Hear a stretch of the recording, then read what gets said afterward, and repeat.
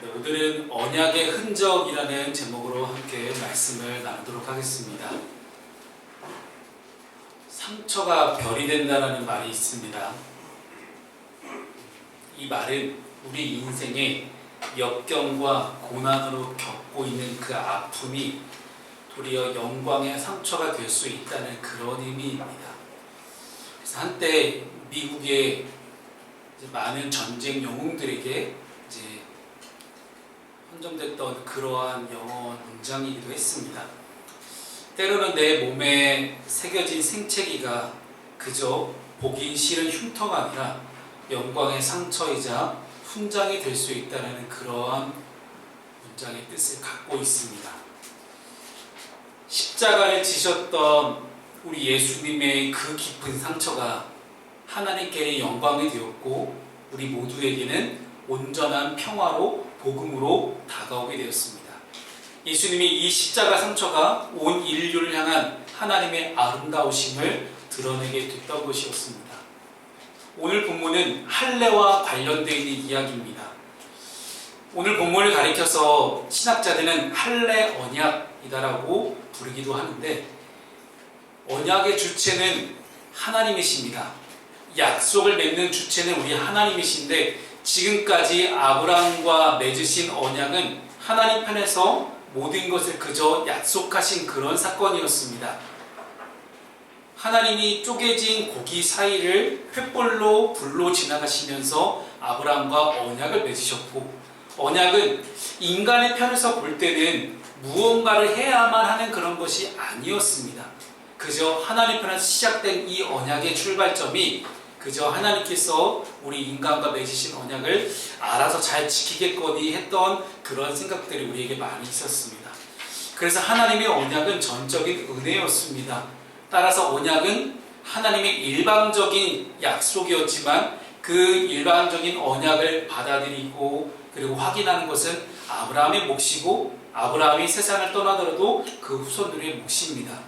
그래서 하나님은 아브라함이 99세가 되었을 때 다시 한번 언약을 재확인하시면서 언약을 받은 자로서의 대대로 지켜가야 할 순종의 책임을 오늘 본문에서 말씀하십니다.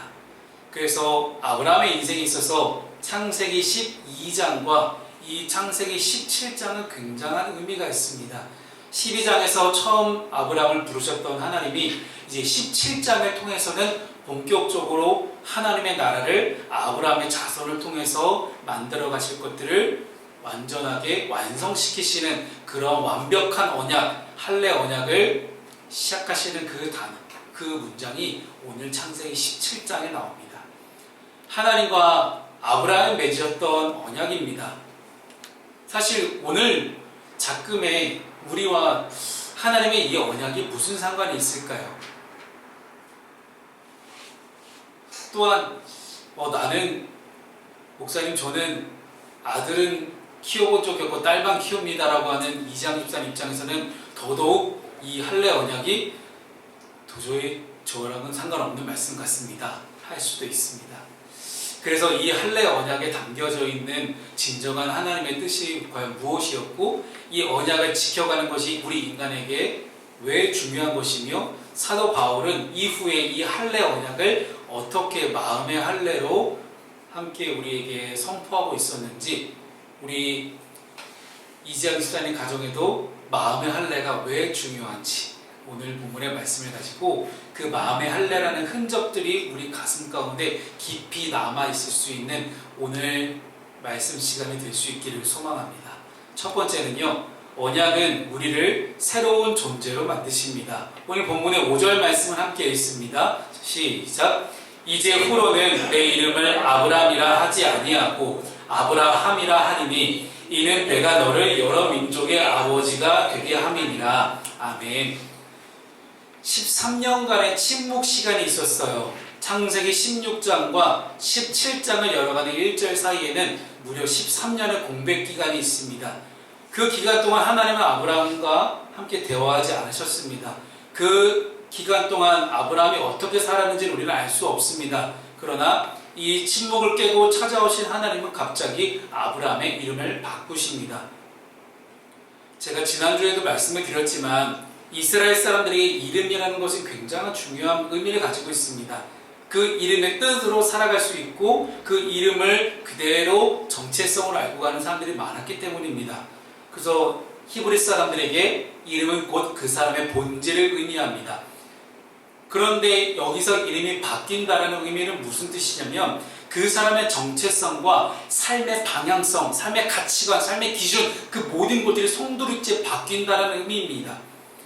아브라함은 하나님의 침묵을 무려 13년 동안 견디며 인내해 왔습니다. 비록 아브라함도 인간이기 때문에 사실 치졸한 인간이거든요. 사실 남편으로 봤을 때도 굉장히 나쁜 인간이고요. 근데 이랬던 이 아브라함도 인간이기에 실수하고 넘어진 적도 있다 할지라도 이제는 하나님의 시간이 다가왔습니다. 하나님의 때에 하나님의 가장 완벽한 하나님의 방법으로 하나님의 일들을 아브라함을 통해 이루어 가실 것들을 하나님은 작정하셨습니다. 그래서 이 아브라함의 시간이 아닌 오직 하나님의 시간에서 이전과는 새로운 삶을 살아가야 될 결단이 아브라함에게도 주어지기 시작했다는 것입니다. 그래서 오늘 본문에 하나님은 13년 만에 나타나서 처음으로 꺼내신 말이 뭐예요? 아브라함이 나타나서 그에게 이르시되 나는 전능한 하나님이다. 너는 내 앞에서 행하여 완전하라 라고 말씀하십니다. 사람이 하나님 앞에서 완전할 수 있을까요? 불가능합니다. 인간의 연약함 때문에 불가능한 것이 맞습니다. 그러나 우리 오늘 하나님은 자기 자신을 어떻게 소개하십니까? 엘 샤다이, 전능한 하나님이다 라고 하나님이 소개하십니다. 이 이름은 구약에서 오늘 본문에 처음 나옵니다.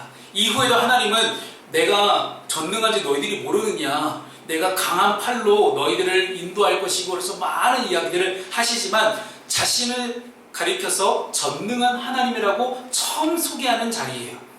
영원하시고 전능하신 하나님이 흔들리지 않는 완전하고 영원한 언약, 절대 그 어느 쪽에서 깰 수 없는 완벽한 언약을 맺기 위해서 아브라함의 이름과 아브라함의 정체성까지 바꾸시면서까지 그를 언약의 자리로 초대하고 계신 것입니다. 자, 이름의 뜻을 한번 보겠습니다. 아브람, 세 글자였을 때 아브람은 존귀한 아버지라는 뜻이에요. 아브라함은 여러 민족의 아버지라는 뜻을 가지고 있습니다.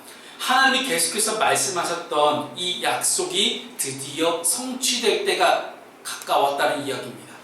일찍이 창세기 12장에서 약속하신 많은 자손의 축복이 드디어 실현될 날이 멀지 않았다는 것입니다. 아직 이삭은 나오지도 않았습니다. 그런데 하나님 약속하신 그 엄청난 많은 자손들이 이제 아브라함을 통해서 이루어질 것들을 하나님의 시간에 이르러서 드디어 시작되고 있는 것입니다. 아브라함은 이제 아브라함이 되어서 하나님이 이루실 약속에 벌맞는 존재로 바뀌어져 가고 있습니다. 하나님이 그렇게 부르시고 여겨주시는 겁니다. 자, 이 과정을 한번 보세요. 아브라함 편에서 지금 뭔가 한 게 있나요? 없습니다. 하나님, 저 이름 좀 바꿔주세요. 저 새로운 인생 살고 싶습니다. 저 대박난 인생이 되고 싶습니다 라고 얘기한 적이 없습니다.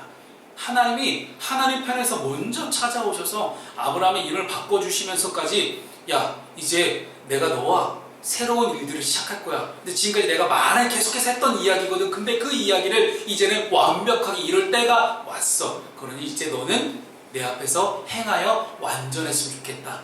내가 지금 너에게 하는 이 모든 말과 행동을 넘어서서 이제는 아브라함 쪽에서도 해야 할 일이 있다는 것을 우리에게 말씀하고 있는 거예요. 하나님은 죽을 수밖에 없는 죄인인 저와 여러분들을 하나님을 예배하는 자리로 부르셨습니다. 그리고 우리를 죄의 종로로 타던 인간에서 하나님의 자녀로 완전히 탈바꿈 시켜주셨습니다. 그 언약의 자리가 바로 이 예배의 자리입니다. 그리고 왜 하나님을 예배합니까?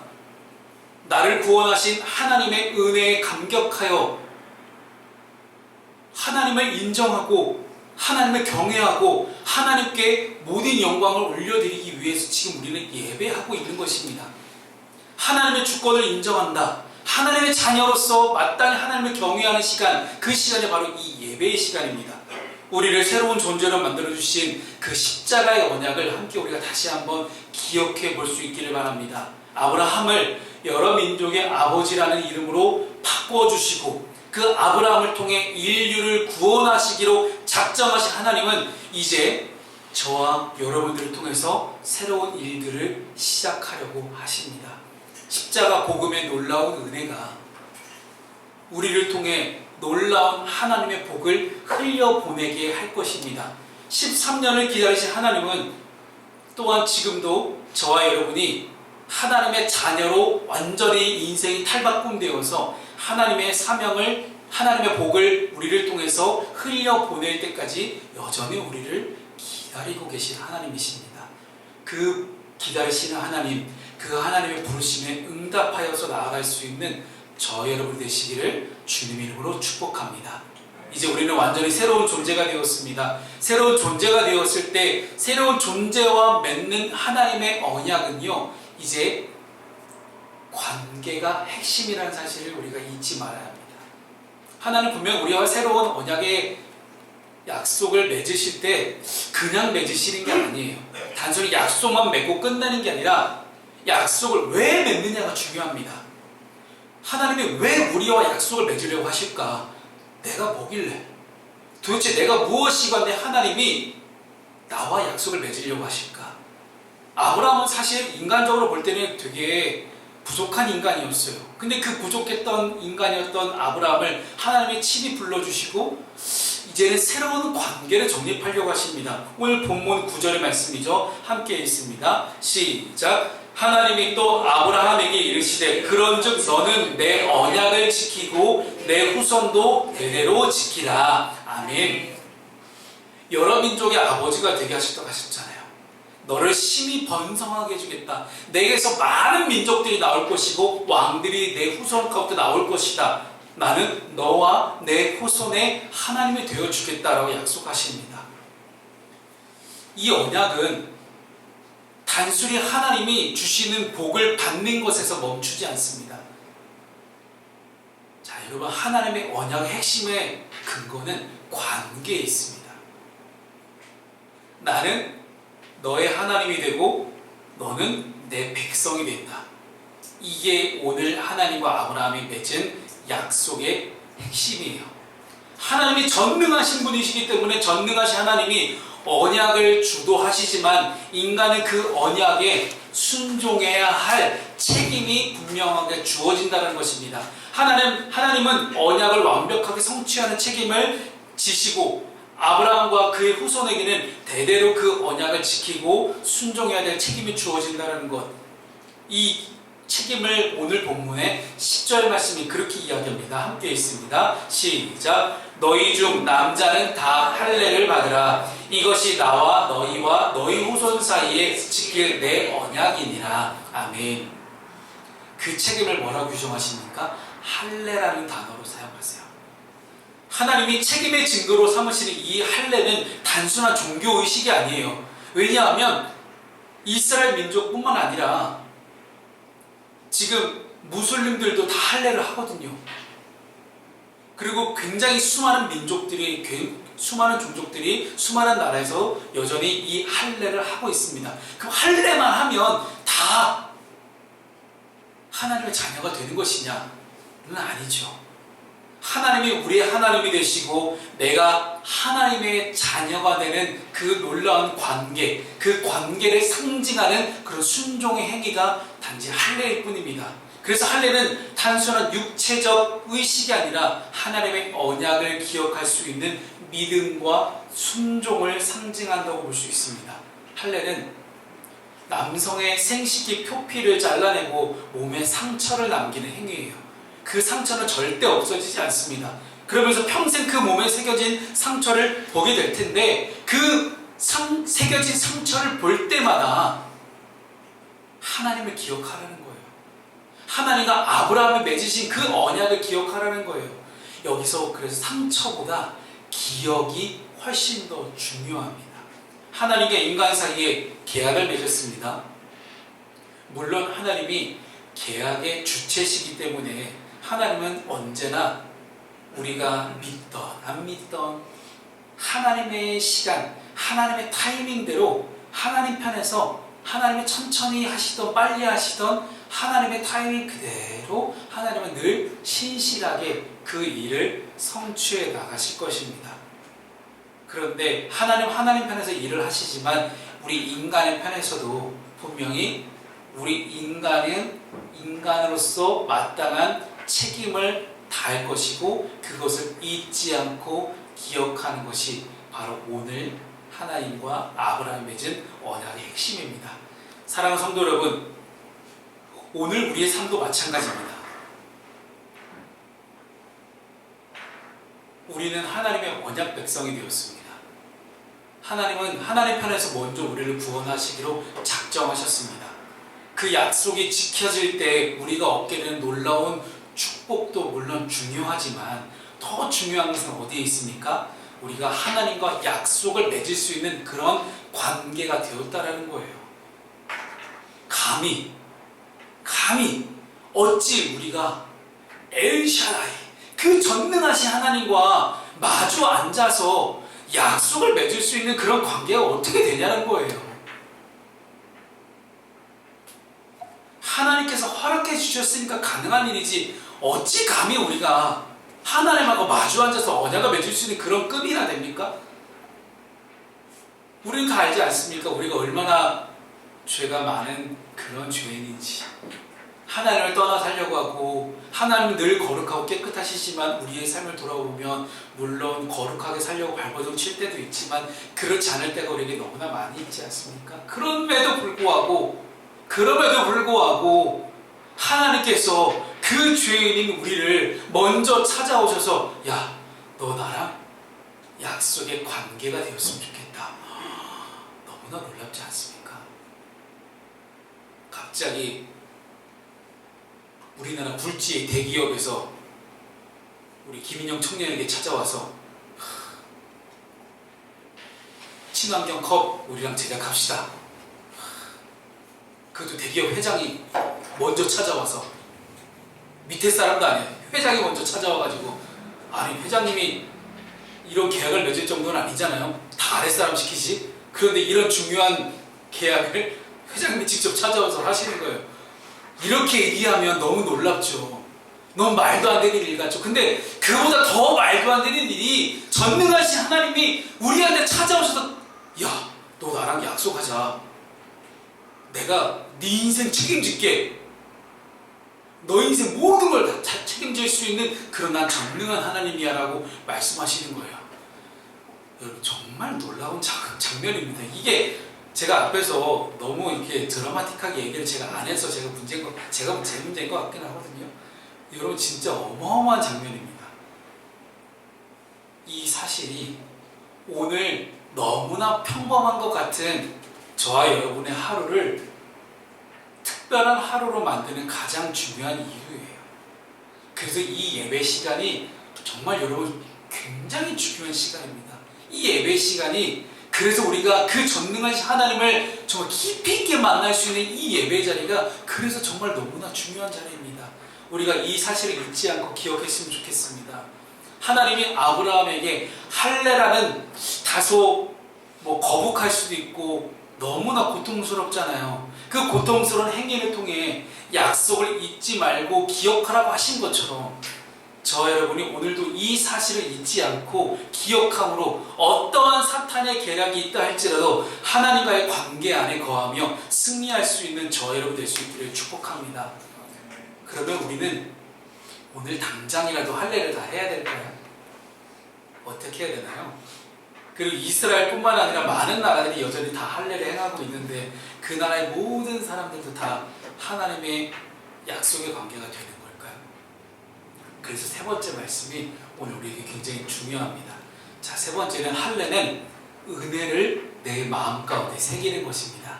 오늘 본문의 11절 말씀을 함께 읽습니다. 시작. 너희는 포피를 베어라. 이것이 나와 너희 사이의 언약의 표징이니라. 아멘.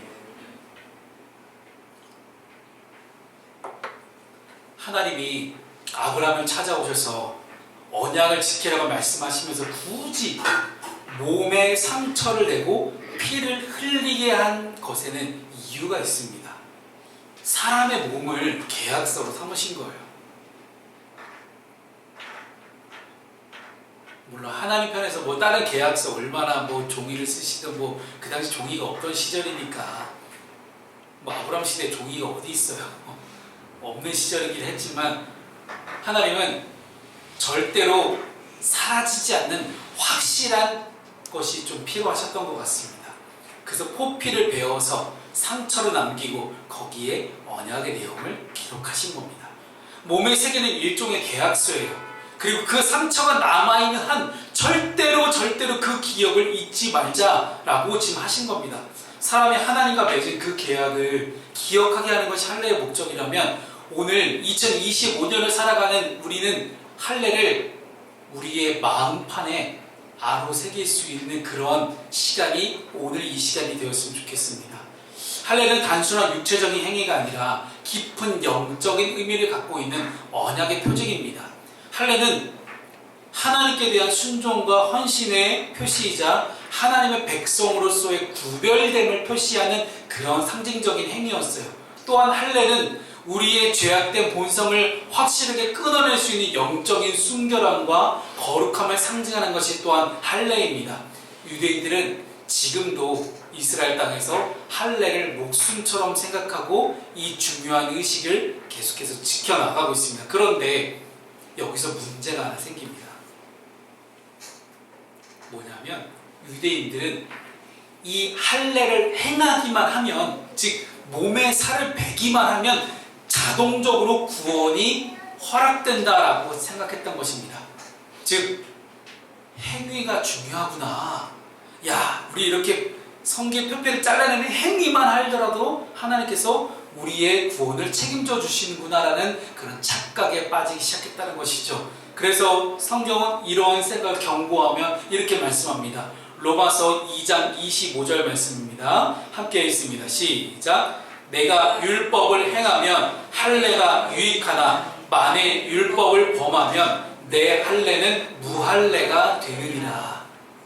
바울의 이야기예요. 그 다음 장면 28절과 29절도 함께 읽어볼게요. 시작. 무릇 표면적 유대인이 아니요 표면적 육신의 할례가 아니니라.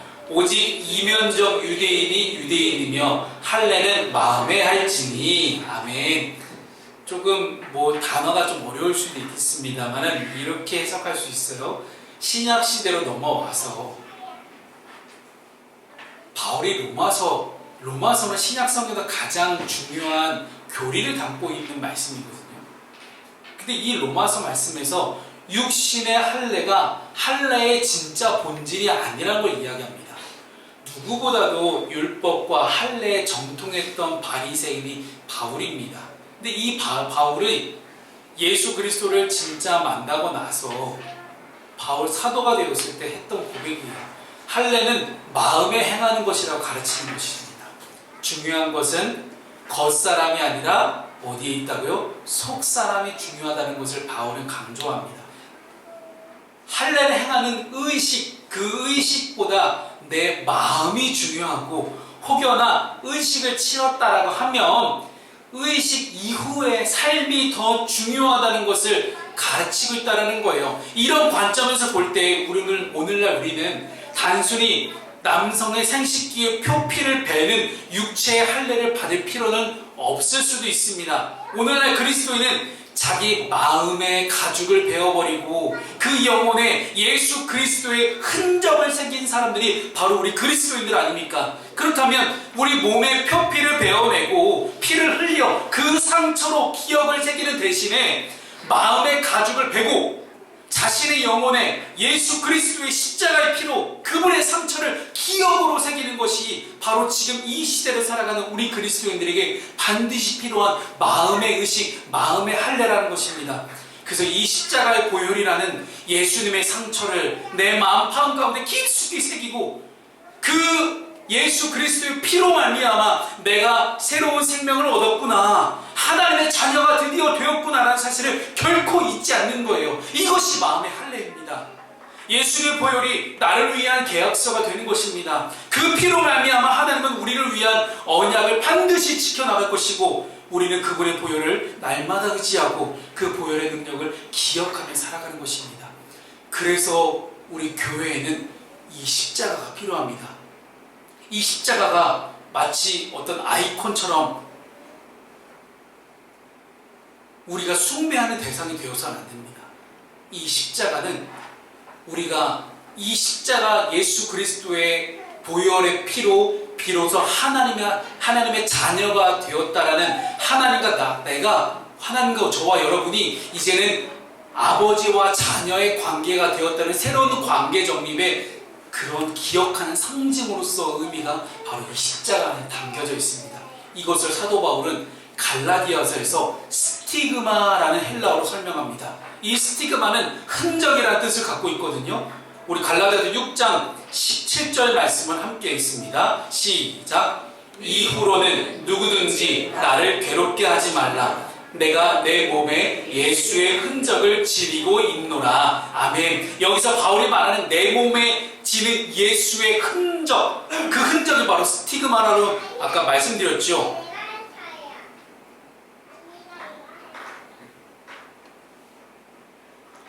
바울의 몸에 새겨진 상처는 그의 영혼에 딱지가 생길 정도로 예수님과 바울이 연합된 기억으로 남아 있습니다. 이러한 몸의 상처와 그의 영혼의 기억이 바울에게는 육신의 할례보다 더 값진 것이었습니다. 하나님과의 언약이 그의 상처와 그의 기억 속에 아로 새겨진 것들을 우리는 보게 됩니다. 오늘 저와 여러분은 어떤 흔적과 어떤 기억을 가지고 있습니까? 우리에게도 예수님의 스티그마, 즉 흔적이 필요합니다. 예수님을 만났던 기억, 예수님을 내 삶의 주인으로 영접했던 기억, 그 흔적들이 필요합니다. 종교적 의식으로서의 육체적 할례가 중요한 것이 아니라 우리 마음판 한가운데 새겨져 있는 그 예수님과의 흔적이 필요합니다. 그 마음의 흔적이 선명할 때에 우리는 그분의 구별된 백성으로 살아갈 수 있고, 예수의 흔적이 우리 삶에 명확하게 보여질 때에 우리는 죄악된 본성을 멀리할 수 있고 영적인 순결과 거룩함을 유지할 수 있는 것입니다. 오늘 이 말씀을 통해서 저와 여러분의 마음판에 새겨진 이 스티그마를 기억함으로써 십자가 보혈의 복음에 합당한 자로 살아갈 수 있는 저와 여러분 되시기를 주님의 이름으로 축복합니다. 말씀을 정리하겠습니다. 오늘 안상이가 안 왔네요. 왜 안 왔지 자식? 분명히 목요일날 약속했는데 주일날 보자. 왜 안 왔을까? 주중에 안상이가 목요일날 저한테 그런 말을 합니다. 여러분 모두가 궁금해하시는 조한상의 일본 유람기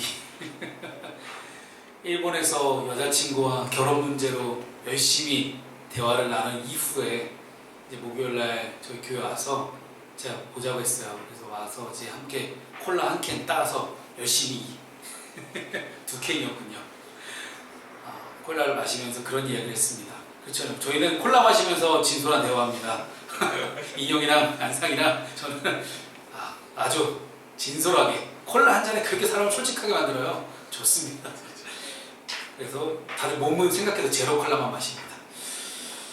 안상이가 그렇게 이야기하더라고요. 저는 목사님 지키지 못할 약속은 안 한다고 합니다. 근데 이상하죠? 이 말이 너무 거짓처럼 들려요. 분명히 주일날 온다고 했는데 지키지 못할 약속을 했어 지금. 이상합니다. 네, 어쨌든 그래서 와카나와 사이에서도 일본인 여자친구 이름이 와카나 히라오거든요. 이 일본의 여자친구와의 사이에서도 좀 분명하게 약속을 하고 싶었던 거예요.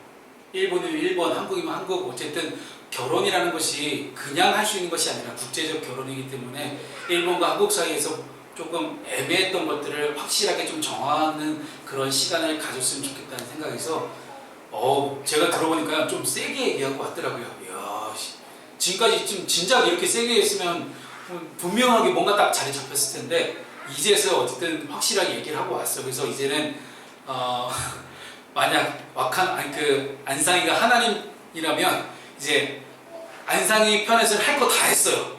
이제 여자친구가 해야 될 책임만 남아있는 것 같습니다. 사람은 연약하기 때문에 약속을 지키는 것에 있어서 참 실패할 때가 많습니다. 오늘 안상이가 교회 안 온 것처럼 뭐 이렇게 연약한 안상이 또 이제 인간이기 때문에 약속 못 지킬 수 있겠지만 하나님과의 언약 역시 마찬가지인 것 같아요.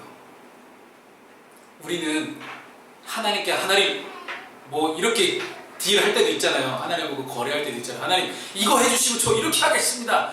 사실 되게 안 좋은 기도 방법이거든요. 되게 나쁜 기도의 방법이기도 한데 하나님은 여러분 우리가 오해하지 않았으면 좋겠는 게요. 내가 이렇든 저렇든 하나님은 항상 언제나 하나님의 뜻과 하나님의 가치관과 하나님의 기준과 하나님의 방법대로 하나님의 시간의 흐름대로 늘 언제나 신실하게 일하고 계십니다. 쉬지 않고 일하시는 그 하나님을 우리가 인정했으면 좋겠어요. 근데 우리 인간의 연약함은 늘 거기에 있습니다. 시간의 주관자인 하나님이시기 때문에 우리 편을 생각해 볼 때 내 시간과 맞지 않는다는 이유로 하나님과 약속을 내가 허투루 생각할 때 있고 하나님의 이 말씀에 온전히 순종하지 못하게 하며 또는 때로는 실패한 자신의 모습을 돌아보며 좌절하거나 자책하는 그런 인간의 연약함들이 분명히 있습니다. 우리 인간의 하나님과 약속을 온전하게 지키는 것이 너무 어려운 것이 사실입니다. 그래서 늘 우리 인간은 무너지죠. 늘 좌절하기도 하고요. 그러나 하나님께서는 오늘 본문의 말씀처럼 예수 그리스도를 통해 우리 마음 가운데 새겨주신 그 흔적, 그 스티그마를 기억하라고 하십니다. 그 흔적이 절대로 우리가 잊을 수 없는 그 흔적이 우리한테 새겨질 것들을 말씀하십니다. 그건 십자가 복음의 은혜예요. 도저히 우리가 거부할 수 없고 도저히 우리가 애써 외면하고 싶어도 자꾸만 우리 눈에 보여줄 수밖에 없는 것이 십자가의 이 흔적입니다. 그래서 그 십자가를 우리가 기억할 때 우리는 언약의 당사자로서 책임을 다할 수가 있게 되는 것입니다. 오늘 본문 말씀을 통해서 저 여러분 가운데 마음 가운데 새겨진 그 언약의 흔적을 잘 간직해서 빛나는 그리스도인의 삶을 살아가는 저와 여러분 되시기를 주님의 이름으로 축복합니다.